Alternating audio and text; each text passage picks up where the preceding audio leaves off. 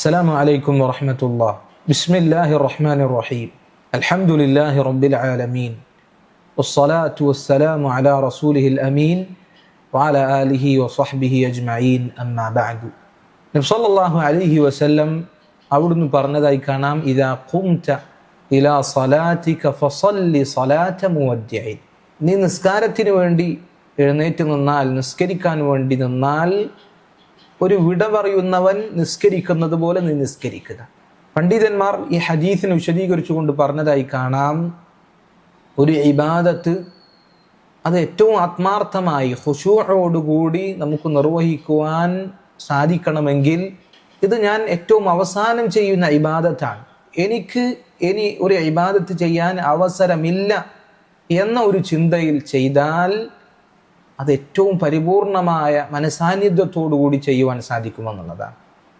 സഹോദരങ്ങളെ, നമ്മളിപ്പോൾ റമദാൻ മാസത്തിലാണുള്ളത്. ഈ റമദാൻ മാസം ഏറ്റവും നല്ല രൂപത്തിൽ ഉപയോഗപ്പെടുത്തണമെങ്കിൽ ഇനി ഒരു റമദാൻ നമ്മളിലേക്ക് കടന്നു വരില്ല, ഇതാണ് നമ്മളുടെ അവസാന റമദാൻ എന്ന ചിന്തയിൽ ഈ റമദാനിനെ നമ്മൾ മുതലാക്കുക. റമദാനിൻ്റെ ആദ്യ ദിവസങ്ങളിൽ നമ്മൾ നല്ല പരിശ്രമത്തിലായിരുന്നു, നല്ല ആവേശത്തിലായിരുന്നു, ഉന്മേഷത്തിലായിരുന്നു. എന്നാൽ റമദാനിൻ്റെ ഓരോ ദിവസവും കഴിഞ്ഞുകൊണ്ടിരിക്കുമ്പോൾ ആ ആവേശവും ഉന്മേഷവും മാറി മടിയിലേക്ക്, അലസതയിലേക്ക് നമ്മൾ പോകുന്നുണ്ടോ എന്ന് നമ്മൾ ചിന്തിച്ചു നോക്കുക.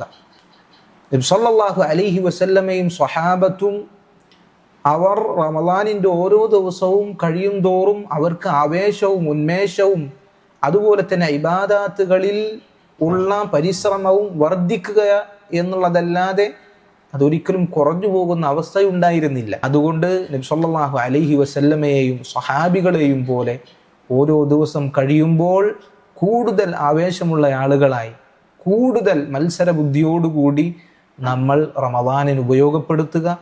അതല്ലാതെ ദിവസം കഴിയും തോറും അലസന്മാരും മടിയന്മാരുമായി നമ്മൾ ഈ റമദാനിനെ കഴിച്ചുകൂട്ടാതിരിക്കുക.